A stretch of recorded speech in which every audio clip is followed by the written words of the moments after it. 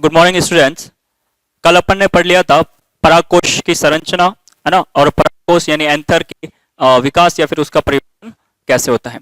आज अपन पढ़ते हैं लघु बीजाणु जनन या फिर माइक्रो स्पोरोजेनेसिस क्या होता है ना। लघु बीजाणु जनन का मतलब होता है कि लघु बीजाणुधानी यानी परागधानी के अंदर जो बीजाणुजन कोशिकाएं होती हैं वो विभेदित होकर क्या बनती है, बीजाणु मात्र कोशिका। और वो लघु बीजाणु मात्र कोशिका जो होती है अर्धसूत्री विभाजन के द्वारा अगुणित लघु बीजाणुओं का निर्माण करती है ना। ये जो प्रोसेस होते हैं इस प्रक्रिया को अपन बोलते हैं लघु बीजाणु जनन या फिर माइक्रो स्पोरोजेनेसिस। यानी लघु बीजाणु जनन क्या होता है, बीजाणुजन कोशिका जो 2n होती है और कहाँ स्थित होती है, बीजाणु लघु बीजाणु धानी में, है ना। तो बीजाणुजन कोशिका में विभेदन से लघु बीजाणु मात्र कोशिका बनती है। ये लघु बीजाणु मात्र कोशिका अर्धसूत्री विभाजन के द्वारा लघु बीजाणु का निर्माण करती है। ये लघु बीजाणु जो होते हैं कैसे होते हैं, अगुणित या फिर एन होते हैं, जबकि लघु बीजाणु मात्र कोशिका क्या होती है, द्विगुणित होती है। ठीक है, अब ये जो लघु बीजाणु बने ये कैसे होते हैं, चतुष्क, यानी 4 लघु बीजाणु होते हैं और टेट्राड के रूप में या फिर चतुष्क के रूप में व्यवस्थित होते हैं। तो इस प्रोसेस को अपन क्या बोलते हैं, लघु बीजाणु जनन या फिर माइक्रो स्पोरोजेनेसिस। ठीक है, अब टाइप्स ऑफ टेट्राड यानी चतुष्क के प्रकार, है ना, किस तरह से वो चारों लघु बीजाणु व्यवस्थित होते हैं, चतुष्क किस तरह के होते हैं, है ना। तो मुख्यतः 5 प्रकार के चतुष्क होते हैं। पहला है चतुष्फलकीय या फिर टेट्राहेड्रल। चतुष्फलकीय टेट्राड में क्या होता है, जो लघु बीजाणु या जो परागकण बने हैं वो 3 तो जो है अपन को सामने से दिखेंगे यानी एक ही तल में होंगे, और चौथा जो लघु बीजाणु होता है वो इसके पीछे की तरफ यानी चतुष्क के रूप में होता है। ठीक है, ये वाला जो टेट्राड होता है वो अधिकांश द्विबीजपत्री पादपों में पाया जाता है। दूसरे प्रकार का जो टेट्राड होता है वो होता है समद्विपार्श्विक यानी आइसो बाइहेड्रल। ठीक है, समद्विपार्श्विक में क्या होता है कि जो 4 लघु बीजाणु होते हैं वो चारों के चारों क्या होते हैं, एक ही तल में दिखाई देते हैं अपन को। ठीक है, जैसे 1 2 3 4 ये चारों के चारों सामने से दिखाई दे रहे हैं, एक ही तल में दिखाई दे रहे हैं। तो इस प्रकार के चतुष्क को अपन क्या बोलते हैं, समद्विपार्श्विक। ठीक है, ये अधिकांश जो है एक बीजपत्री पादपों में पाया जाता है। तीसरे प्रकार का जो टेट्राड आता है, चतुष्क आता है, वो है क्रॉसित या इसे बोलते हैं डेक्यूसेट। क्रॉसित प्रकार का जो चतुष्क होता है उसमें क्या होता है कि चारों लघु बीजाणु जो होते हैं वो एक दूसरे के साथ 90 डिग्री के एंगल पर उपस्थित होते हैं यानी समकोण पर उपस्थित होते हैं। ऊपर के जो 2 लघु बीजाणु होते हैं वो तो सामने से अपन को दिख जाते हैं, लेकिन नीचे वाला जो होता है उसमें से सिर्फ अपन को एक सामने से दिखाई देता है। और ये चारों के चारों क्या होते हैं, एक दूसरे के साथ 90 डिग्री के एंगल पर उपस्थित होते हैं। ठीक है, ये वाला जो होता है ये किसमें पाया जाता है, मैग्नोलिया में। ठीक है, यानी क्रॉसित चतुष्क जो है वो मैग्नोलिया प्लांट में पाया जाता है। चौथे प्रकार का जो चतुष्क या फिर टेट्राड आता है वो है टी शेप यानी टी आकार का। होता क्या है, इसमें 2 चतुष्क 2 लघु बीजाणु या 2 माइक्रोस्पोर जो होते हैं वो क्या होंगे, अनुप्रस्थ उपस्थित होंगे, है ना, ट्रांसवर्सली उपस्थित होंगे। और 2 लघु बीजाणु जो होते हैं वो कैसे स्थित होते हैं, लंबवत। ठीक है, तो टी आकार का जो चतुष्क होता है उसमें क्या होते हैं, 2 लघु बीजाणु अनुप्रस्थ उपस्थित होते हैं, अनुप्रस्थ उपस्थित होते हैं, और 2 वाले जो होते हैं वो क्या होते हैं, लंबवत स्थित होते हैं, है ना। ये वाले हो गए लंबवत और ये क्या हो गए, अनुप्रस्थ। ठीक है, तो ये होता है टी शेप का चतुष्क, किसमें पाया जाता है, ये एरिस्टोलोकिया प्लांट में पाया जाता है। 5वें प्रकार का जो चतुष्क आता है वो है रेखिक या फिर लीनियर। रेखिक वाले में क्या होता है, चारों लघु बीजाणु जो होते हैं वो एक ही लाइन में उपस्थित होते हैं, ना, एक ही रेखा पर उपस्थित होते हैं। ये जो चतुष्क पाया जाता है हेलोफिलिया प्लांट के अंदर पाया जाता है। तो ये 5 प्रकार के जो होते हैं चतुष्क या फिर टेट्राड पाए जाते हैं एंजियोस्पर्म में। ठीक है, अब होता क्या है, ये जो चतुष्क के लघु बीजाणु हैं ये आपस में जुड़े रहते हैं, यानी जो ये लघु बीजाणु आपस में कैलोज एंजाइम कैलोज के द्वारा जुड़े रहते हैं ना। तो चतुष्क के लघु बीजाणुओं में क्या होता है, कैलोज का जमाव होता है जो टेपिटम के द्वारा स्त्रावित कैलेज एंजाइम के अपघटन के द्वारा लघु बीजाणु क्या हो जाते हैं, लघु बीजाणु दानी में मुक्त हो जाता है। यानी ये जो लघु बीजाणु है टेट्राड जो है इसकी भित्ति के बीच में क्या पाया जाता है, कैलोज पाया जाता है। इस कैलोज का अपघटन टेपिटम के द्वारा स्त्रावित कैलेज एंजाइम के द्वारा होता है, जिससे ये चारों लघु बीजाणु जो होते हैं लघु बीजाणु धानी के अंदर मुक्त हो जाता है। इन्हीं लघु बीजाणुओं को अपन परागकण भी कहते हैं। ठीक है, चलिए यहां तक लिख लीजिए इसको।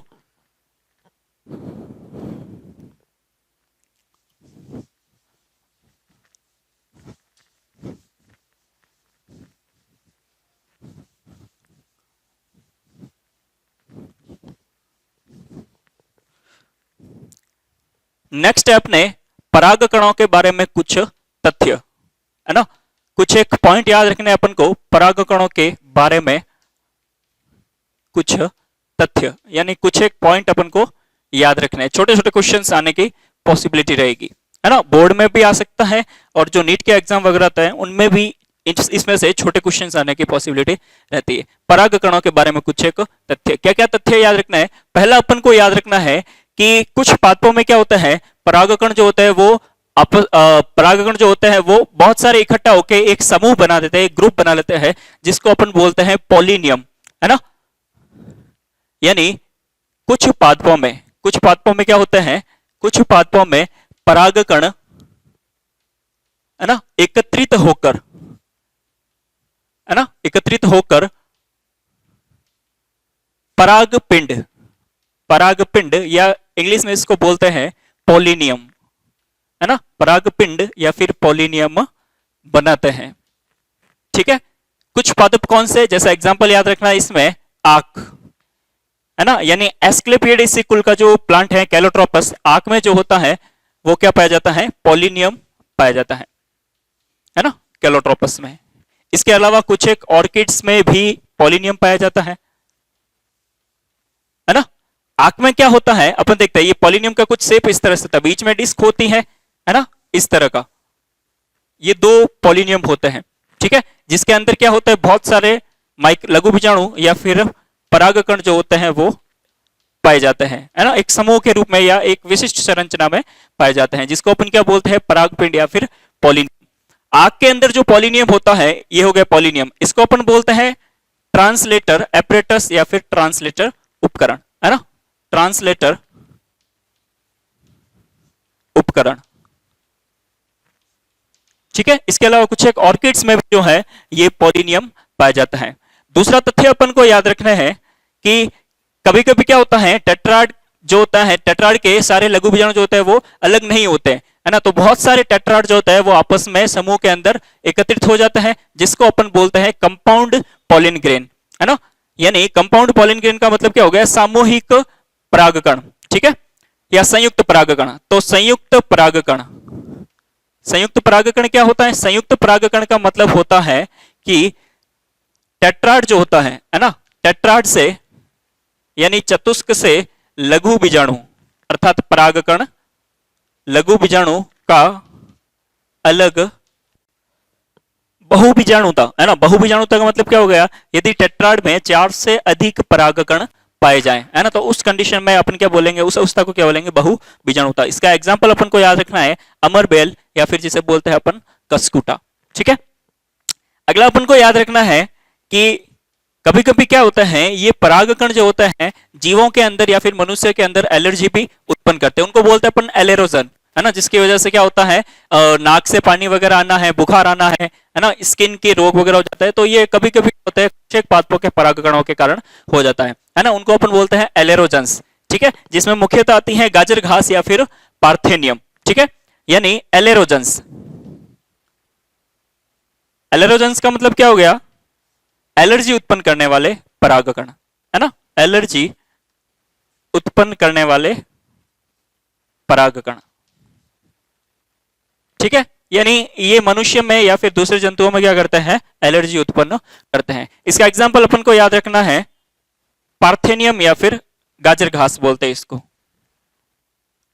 पार्थेनियम या फिर गाजर घास। इसके परागकण जो होते हैं वो क्या करते हैं, मनुष्य में एलर्जी उत्पन्न करता है ना। ये एक तरह की घास होती है जो एक्चुअली क्या है कि ऑस्ट्रेलिया से जब गेहूं आयातित हुए थे तो उसके टाइम ये एक तरह की वीड्स होती हैं, खरपतवार होती है, तो उस आयातित गेहूं के साथ यहाँ पे आ गई थी, है ना, और इसकी संख्या जो है गेहूं के साथ साथ यहाँ पे बढ़ गई थी, ठीक है। तो इसके परागकण क्या करते हैं, मनुष्य में एलर्जी उत्पन्न करते हैं, जिनको अपन क्या बोलते हैं, एलेरोजेंस, ठीक है।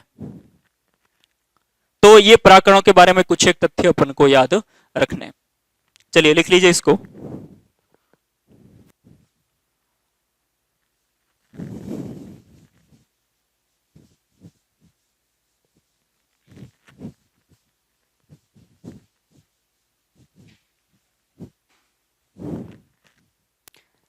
नेक्स्ट अपन देखते हैं परागकोश का स्फुटन,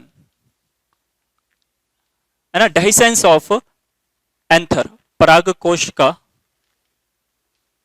स्फुटन, है ना, डेहिसेंस ऑफ एंथर।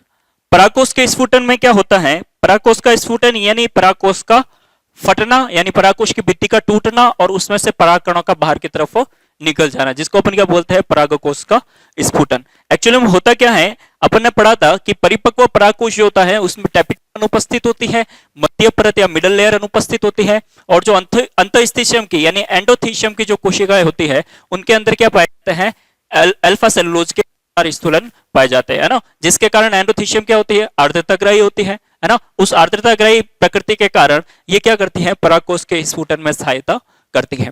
ठीक है, तो परागकोश के स्फुटन में क्या होता है? यानी परागकोश का फटना यानी इसकी भित्ति का टूटना तथा परागकणों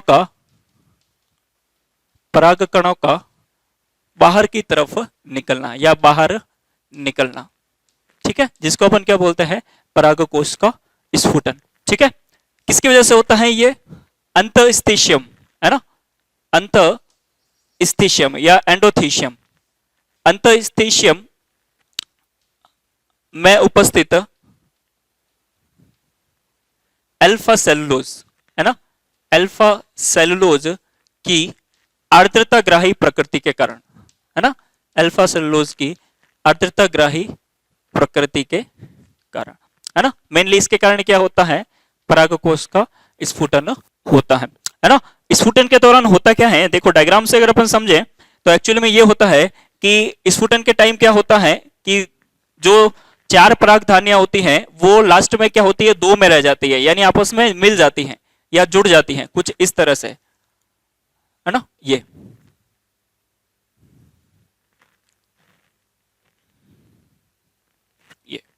इस तरह से होता है कुछ। ठीक है, तो ये 2 परागधानियां थी, 2 इधर थी 2 इधर थी, है ना, तो भित्ति की टूटने की वजह से क्या होती है? संयुक्त हो जाती है और स्फुटन के समय क्या हो जाती है? सिर्फ 2 परागधानियां रह जाती हैं, है ना। दोनों लेयर ऐसी कैसी रहेगी? कौन कौन सी? ये एपिडर्मिस, है ना, एपिडर्मिस जो है वो ऐसी की ऐसी रहेगी, ये बाह्य त्वचा वैसी की वैसी रहती है। ठीक है, एंडोथीशियम की कोशिकाएं भी वैसे की वैसे, यानी अंतःस्थितियम भी वैसे की वैसी रहती है। ठीक है, ये तो बाह्य त्वचा और एंडोथीशियम जो है वैसी की वैसी रहती है, जबकि टैपिटम और मध्य परत जो होती है वो क्या हो जाती है? नष्ट हो जाती है ना। ये इसमें रेशेदार स्थूलन होते हैं इसके, इसी के द्वारा अपन क्या होता है? एंडोथीशियम को पहचानते हैं।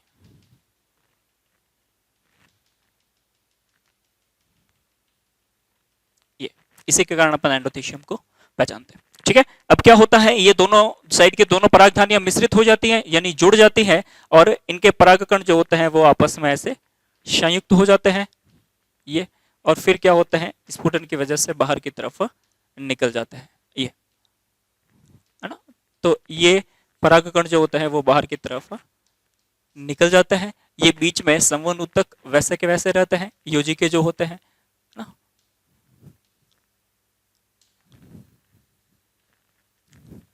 ये ठीक है, तो इसको बोलते हैं अपन परागकोश का स्फुटन। यानी स्फुटन के समय क्या होता है ना, लघु बीजाणुधानियां संयुक्त हो जाती हैं, है ना। लघु बीजाणुधानियों के संयुक्त होने से, लघु बीजाणुधानियों के संयुक्त होने से केवल 2 लघु बीजाणुधानियां रह जाती है ना। केवल 2 लघु बीजाणुधानियां रह जाती हैं। ठीक है, इसको बोलते हैं परागकोश का स्फुटन। अब अलग अलग पादपों में परागकोश का स्फुटन जो होता है वो अलग अलग तरह का होता है। मुख्यतः 4 प्रकार का स्फुटन होता है ना, जिसमें फर्स्ट टाइप यानी पहला प्रकार जो आता है वो है इसमें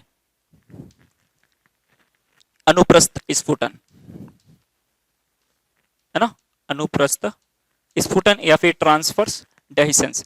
अनुप्रस्थ स्फुटन में क्या होता है? नाम से ही पता चल गया, यानी परागकोश का स्फुटन क्या होता है? अनुप्रस्थ रूप से होता है। अनुप्रस्थ रूप से कैसे? यानी जैसे ये पुतंतु हो गया, ये ऊपर क्या हो गया? ऐसे परागकोश 2, है ना। तो परागकोश का जो स्फुटन होगा वो इस तरह से होगा, यहां से टूटना शुरू होगा, है ना। इसको बोलते हैं अपन ट्रांसवर्स स्फुटन। ये मुख्यतः पाया जाता है तुलसी में, है ना, ओसिमम सैनकटम, तुलसी में जो है अनुप्रस्थ स्फुटन होता है। दूसरे प्रकार का जो स्फुटन है वो होता है लंबवत, है ना। दूसरा स्फुटन कौन सा होता है, लंबवत या फिर लॉन्गिट्यूडिनल। लंबवत वाले में क्या होता है, जैसे ये पूतंतु हो गया, है ना, ये परागकोश हो गए ऊपर से, तो इनका स्फुटन जो होता है वो कहा कैसे होता है, ऐसे लंबवत रूप में होता है ना। टूटना कैसे शुरू होता है, ऊपर से टूटना शुरू होते हैं ऐसे, है ना। तो यहां से क्या होता है इनका, यानी परागकोश का स्फुटन जो होता है वो शुरू होता है, तो इसको क्या बोलते हैं अपन, लंबवत स्फुटन। ये जो पाया जाता है ये मुख्यतः पाया जाता है धतूरा है ना। इसके अलावा गॉसिपियम है यानी कपास है, इसके अंदर जो होता है क्या पाया जाता है, लंबवत स्फुटन होता है। तीसरे प्रकार का जो स्फुटन है वो है पोरस यानी छिद्र युक्त स्फुटन, है ना, पोरस डाइसेंस। छिद्रयुक्त स्फुटन में क्या होता है, जैसे ये पूतंतु हो गया, ये ऊपर एंथर परागकोश हो गया, तो इसमें स्फुटन कहां से शुरू होता है, शुरू में क्या होता है परागकोश के ऊपर की तरफ, है ना, शीर्ष पर क्या होता है, दो छिद्र बनते हैं, फिर इन छिद्र के द्वारा क्या होता है धीरे धीरे परागकोश पूरी तरह से फट जाते हैं या फिर टूट जाते हैं, इसलिए इसको बोलते हैं छिद्रयुक्त स्फुटन या फिर पोरस डाइसेंस। ठीक है, ये जो है वो मुख्यतः पाया जाता है मकोय में, है ना, सोलेनम नाइग्रम, सोलेनम नाइग्रम, मकोय में जो है ये वाला छिद्र युक्त स्फुटन पाया जाता है। चौथे प्रकार का जो है स्फुटन वो आता है कपाटीय स्फुटन, है ना। कपाटीय स्फुटन में क्या होता है, जैसे ये एंथर ये हो गया पुतंतु, ये हो गया एंथर, है ना, परागकोश। इसमें क्या होता है दोनों साइड ऐसे पहले कपाट बन जाते हैं, है ना, कुछ इस तरह से ये, है ना, यानी दोनों साइड ऐसे दरवाजे जैसे बन जाते हैं, कपाट बन जाता है, ये अलग हो जाता है दोनों साइड से। ठीक है, तो इस प्रकार के स्फुटन को अपन क्या बोलते हैं, ये हो गया कपाट, तो इसको बोलते हैं कपाटी स्फुटन। ये पाया जाता है बारबेरिस में, है ना, बारबेरिस। तो ये हो गया 4 प्रकार का परागकोश का स्फुटन। ठीक है, चलिए लिखिए इसको।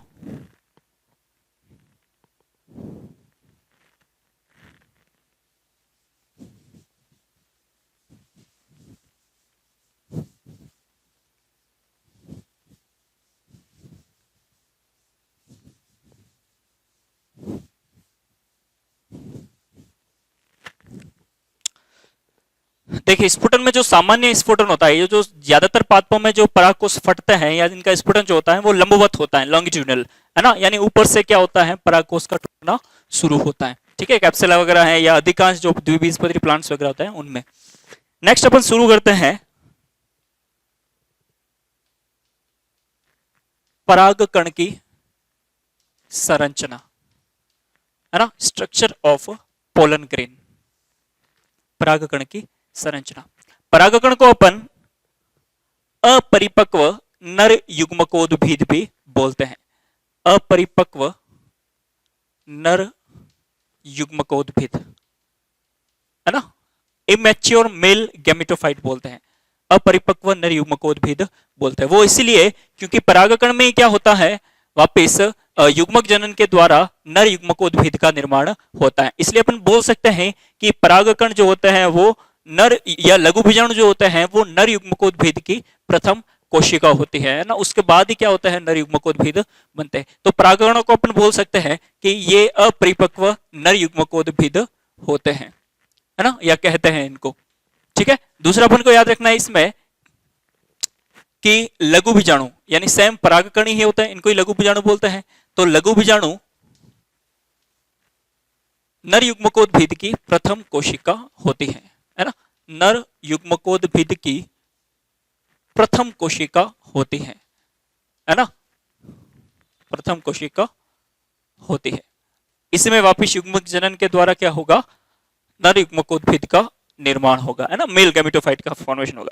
अगर अपन संरचना देखें एक परागकण की, तो इसकी संरचना में क्या होता है, देखिए एक परागकण जो होता है वो एक कोशिकीय और एक केंद्रकीय संरचना होती है ना, जैसे एक ही सेल होगी, ये सबसे बाहर वाली इसकी भित्ति होगी, है ना, जिसको बोलते हैं एक्साइन। ये सबसे बाहर वाली भित्ति होगी। दूसरी लेयर आती है इसके बाद इसकी, ये होगी दूसरी भित्ति। दो भित्तियां होती हैं ऐसे, है ना, अंदर की तरफ एक ही सेल होगी, एक बहुत बड़ी इसमें रिक्तिका पाई जाती है, वैक्यूल होती है। इसके अलावा इसमें होता है न्यूक्लियस या फिर एक केंद्रक पाया जाता है। तो एक परागकण क्या होता है, एक कोशिकीय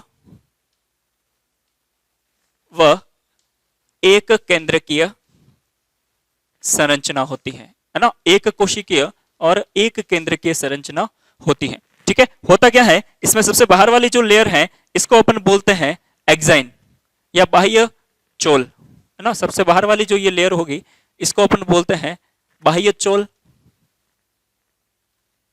या फिर एक्साइन। ठीक है, दूसरी लेयर जो होगी इसको अपन बोलते हैं अंतःचोल, है ना, या फिर इसको बोलते हैं इंटाइन, अंतःचोल या फिर इंटाइन। इसके बाद ये वाला पूरा क्या हो गया इसका कोशिका द्रव्य, है ना, ये होगी इसकी रिक्तिका, ये होगी रिक्तिका वैक्यूल, और ये हो गया इसका न्यूक्लियस या फिर केंद्रक, है ना। कुछ जगह पे जो बाह्य चोल होता है वो बहुत पतला होता है ना, जिनको अपन क्या बोलते हैं जर्म पोर या फिर जनन छिद्र। यहां पे ऐसे ये यहां पे क्या होता है, ये बिल्कुल पतला होता है। तो ये वाले जो होते हैं ये क्या कहलाते हैं जनन छिद्र या फिर जर्म पोर, है ना। तो ये एक प्रारूपिक परागकण की संरचना हो गई। ठीक है, संरचना मतलब एक कोशिकीय एक केंद्रकीय होता है, दो आवरण होते हैं, बाह्य चोल। बाह्य चोल जो होता है इस पे मुख्यतः क्या होती है, ये ध्यान रखने योग्य बात है यहाँ पे कि यानी इसका पहला आवरण जो होता है बाह्य चोल, है ना, ये बाह्य चोल जो होता है परागकण का वो अलंकृत होता है, ऑर्नामेंटेड। अलंकृत का मतलब होता है जो जो सजावटी चीजें होती है उस तरह का दिखाई देने वाला होता है, यानी अलंकृत होता है, ऑर्नामेंटेड होता है ना, यानी खुरदरा होता है।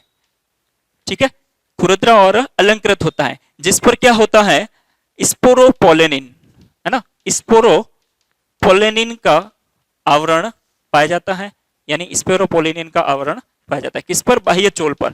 ठीक है, इस स्पोरोपोलेनिन के आवरण के कारण ये परागकण जो होता है वो कई सालों तक जो होते हैं वो नष्ट नहीं होते हैं, है ना।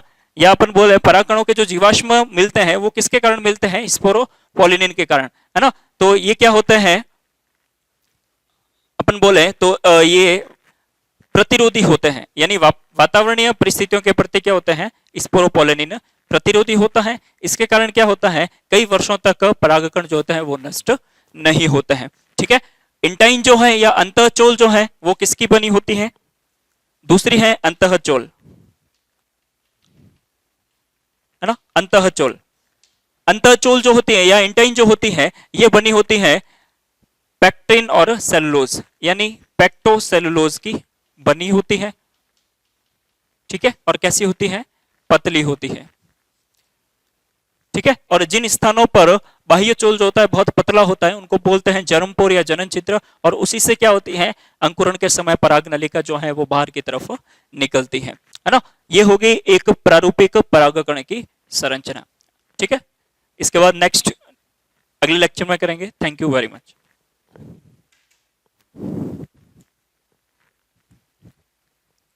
वे क्यों कंप्लीट कितना मिनट रही भैया।